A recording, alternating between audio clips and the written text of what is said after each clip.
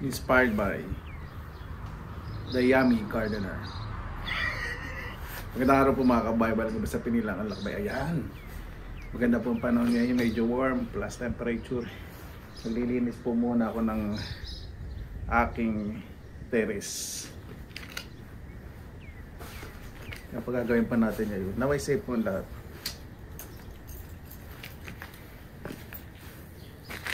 Yung ilang kapitbahay ko nakatingin sa akin kasi nung paglipat ko po dito nung nakaraang taglagas, lahat kinukutingting ko.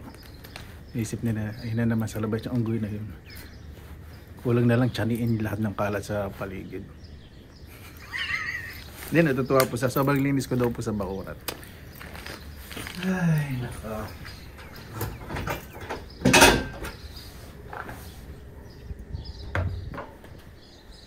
pag ganito po talagang early spring, masarap na po maglinis. Kasi kapag tunaw po yung tubig, yung singaw, hindi po mabango. Pag ginagamit po dito, brush. Kasi etong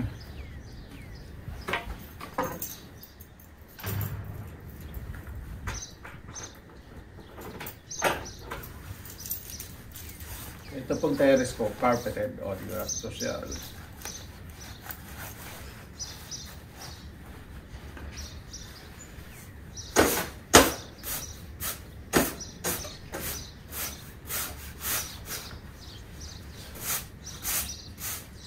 Tatakta ko na lang. Pwede na yata tanggalin. Parusin pa ba? Ay, hindi na. Tatakta ko na lang po.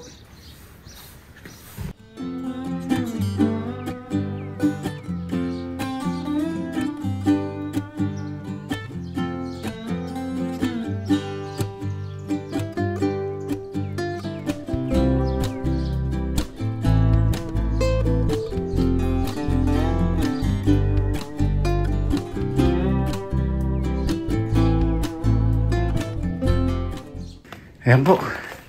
O diba? Smooth na smooth. Malinis na malinis. So, pwede na ako ditong tumambay itong umaga. Kasi di na po ganun kalamig magkakape. Punta na po tayo sa likod. Siya nga pala. Dito itatanim ko po dyan mga gulay. Bago umaga pang baka beans. Tatanim ko. Dito din. Tatanim ko po dito ano. Ay, hindi gumagapang. Yung pakakamatis. Diyan po itatanim ko. Ay, napakaganda ng panahon. Ay, salamat, nag plus temperature agad. Month of March. Dito na po tayo sa aking back terrace. O, di ba? Ngayon po, back to normal price na po isang silyang ganyan. Around 50 euro each. Ang isa po, nabili ko po yan, 10 euro, di ba? Tapos yung mesa po, more than 100 euro, nabili ko po yun ng 25 euro po, nakarang silo, di ba? Ayos na po ako dito. Yung mga boxes ilalabas ko na kasi hindi po pwede sa dito sa wood dahil babarnisan ko po yan. So ilalabas ko, pilalagay po dito sa may bato itong mga boxes, taniman ng mga gulay. Di ba? Excited na po talaga ako.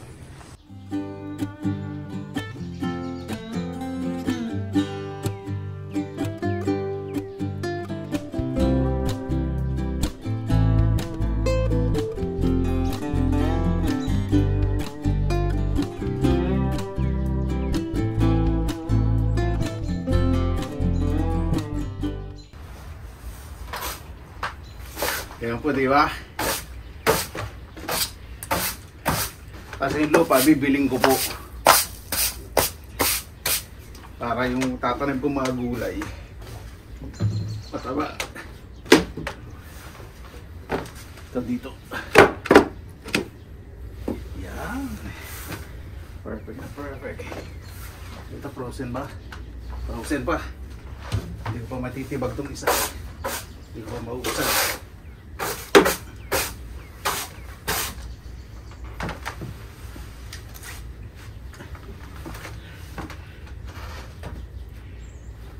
Kahit ngayon, pwede na ako mag-rest dito para sa bago ako umalis, malinis na po rito. Diba?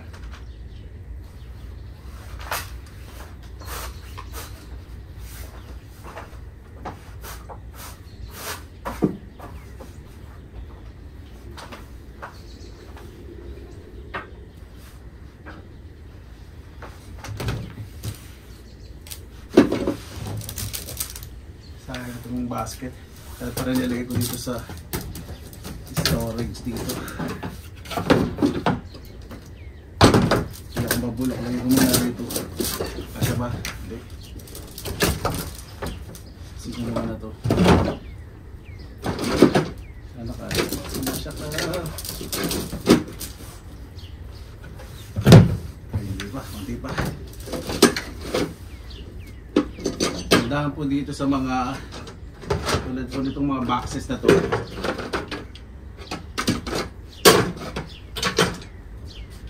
Itong plastic, hindi masyadong nagmo-moist tong ano, mga garden tools. So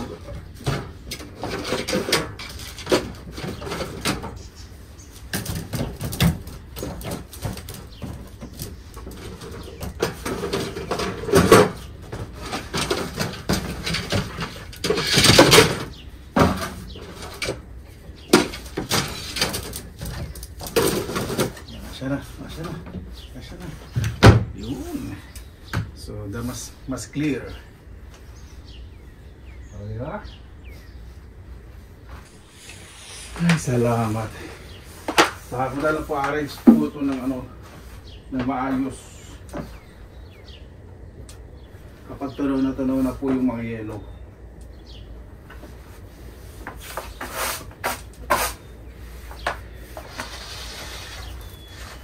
Napakasarap po ng pakiramdam kapag ganito. Ayun. Excited na po sa magiging gulayan ko po dito at sa Pilipinas.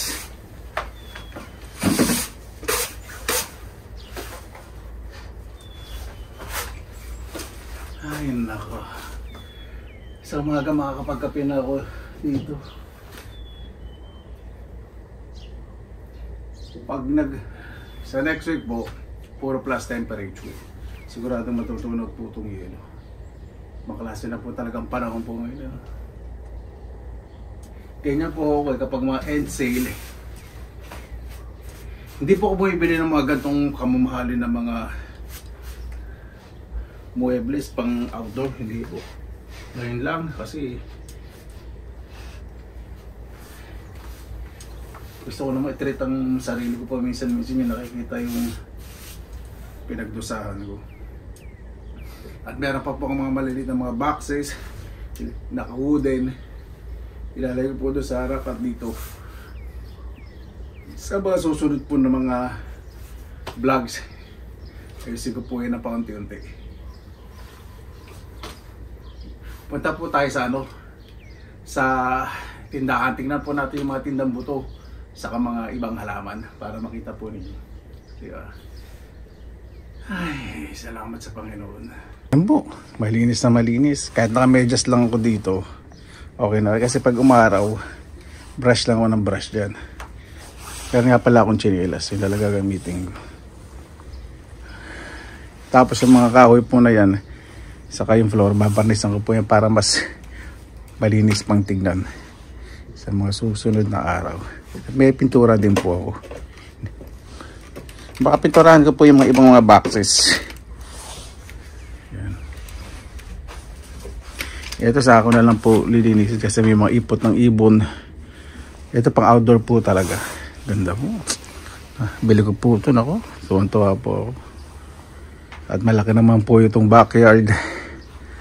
Yung mga tanim ko pong ano, yung rhubarb doon ko po nilagay. Yung mga berries sa strawberries doon po. Tapos meron po dito malalaking raspberries. Naku po, hindi ko po lalagyan ko po ng lupa sa kapataba po yan. Doon malalaki bunga. O, diba? Saka wala po dito ano, birch tree na puno. So, wala pong masyadong pollen po dito na magiging makalat. So, mas masarap pong maglinis at magtanim. Nakakatuwa po kasi malapit din sa playground ng mga bata. Relax po dito. Bago pa tayo pumunta sa tindahan ng mga buto sa halaman, tanim po ang kamote. Hindi po ganun katawa pag indoor po talaga. Ayan po, tatlo po yan. Isa tumutubo pa lang. Sa video po nakita nyo naman po, diba, isa po papatubo ng kamote. Marami na po akong shinare sa Benson Dulos channel sa YouTube. Tapat nyo lang po sa maliwanag na lugar. Oh, tutubo po siya. Pero pag nalagyan ko po yun ng pataba, tutubo naman. Kaya lang, pag naharvest ka po yan at pati tundaan lulutuin ko po. Salis po sa April, mawala po lahat yan. Matitala lang dito makartos. So kahit hindi ko diligan. Ibang halaman po, didiligan po yun ang finish mother ko po. Pag mahal po yun. Punta na po tayo sa tinda. Tingnan na po natin yung mga buto kasi may tinda na daw pong mga buto. O, di ba? Ay, excited na ako. Mas mainit po ngayon ang sikat ng araw. Sarap po ng pakiramdam. Mas mahaba na po ang araw. Excited na po ako kasi nakita ko po sa advertisement sa Facebook. Nagtitinda na po ng mga buto po sa mga tindahan ng mga gulay. Sesa na po ang babaw po talaga ng kadagayan ko. Ay, simple lang. Pero pag isang dating.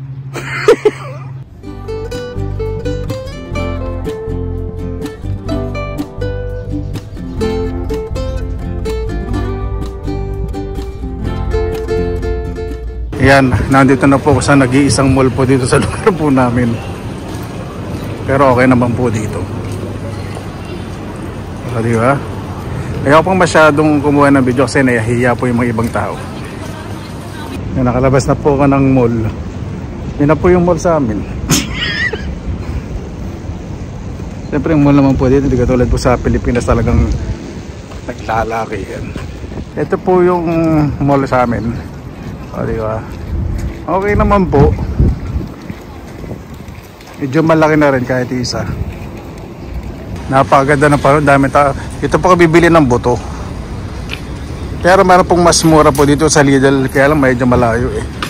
Tingnan po natin. Excited na po ako. Sana nga nagbibenta na nga ng buto ng mga gulay. Ganda po ng sale dito. Parang meron po dito yung Pringles style. €1 each lang po. At punong-puno. Hindi po umaalog. Pili po ako dalang peraso. €2. Ibig sabihin, pag single, more than €1. Diba? Ayan po, totoo nga, meron ng mga buto ng gulay. Bibilisan ko salita ko dahil may music na naman dito siya. Baka hindi ma-monetize ang aking video. Lumabas na po sa grocery shop kasi napakarami pong tao.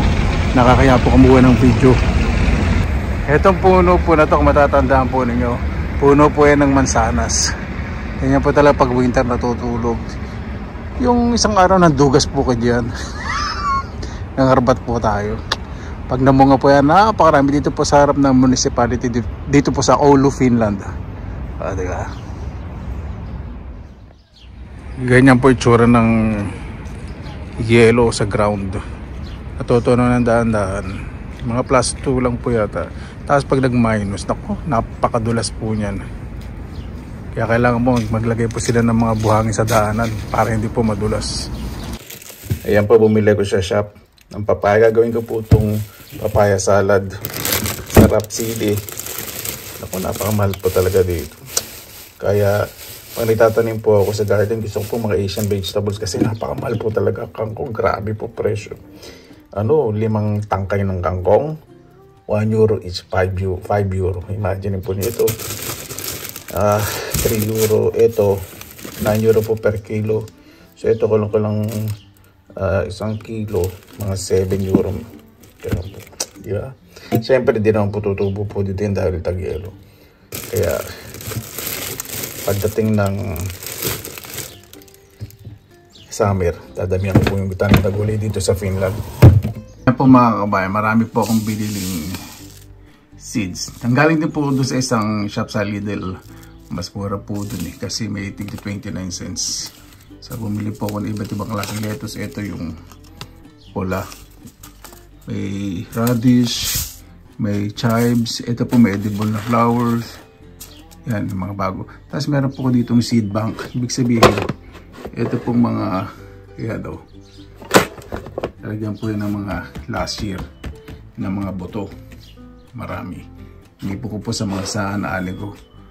So marami po akong pinagbibiling mga, merong basil, sa pesto, saka minsan sa Thai style na stir fried. Tingnan natin.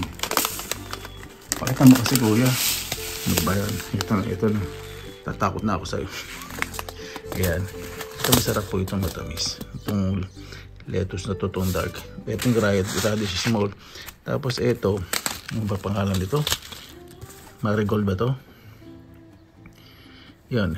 Edible din po yan. Ginagawang tsa. Ano po to? Magandang itanim po sa garden dahil nakaka-attract ng insekto. Lalo na kung may mga petsayan kayo, mustasa, labanos. Diyan po magko-concentrate yung mga radish, basil. So marami pa pong iba-iba. Meron din po mga Asian vegetables dun sa seed bank ko, yung pinakita ko po kanina. Diba? Naku, lalo na po pagtapos na ang spring, tapos mga month of May or June, mas mura po ang mga seeds. So for next year, okay na okay pa rin. Ayan po, dito po yung sa working space ko. Ito po, mga ko po yun sa Pilipinas. Tapos inayos ko na po yung mga cactus dito sa tabi ng bintana para yung Phoenix mother ko hindi po mahihirapan sa pagdidilig. Tapos ito po yung working space ko. Pagpagod, meron pong sofa bed dito. At yung ito pong sa shelf po na to, yung mga gamit kong pang garden, pang arts. Bibili po ako ng mga boxes para hindi po ganyan masyadong visible yung mga gamit. Gusto ko po kasi maayos. So kaya baka bumili po ako dyan ng isang magandang estante o para doon yung clothes. Kaya, para mas tiding tingnan. Ayun po mga kababayan, nasa Pilipinas po kayo, napakaswerte po ninyo. Magtanim po kayo dahil ang mga bilihin po talaga yung pataas na pataas. Diskarte lang po po. Napakasarap pong anihin ang sarili pong pinaghirapan. Diba? Kung may oras po kayo magtanim, magtanim po kayo. Napakalaki po talaga ng mamimenos. Ay, napakasarap po sa Pilipinas. Kaya dito po sa Finland, sobrang diskarte po yung ginagawa ko po. Para yung gastos kahit paano, hindi po masakit sa sentido. Paano po, maraming salamat na po sa inyong oras na ilan sa Pinilakan Lakbay. Basta lagi po tayong positive vibes, good vibes. God bless, ingat po lagi, magandang araw. Laban na!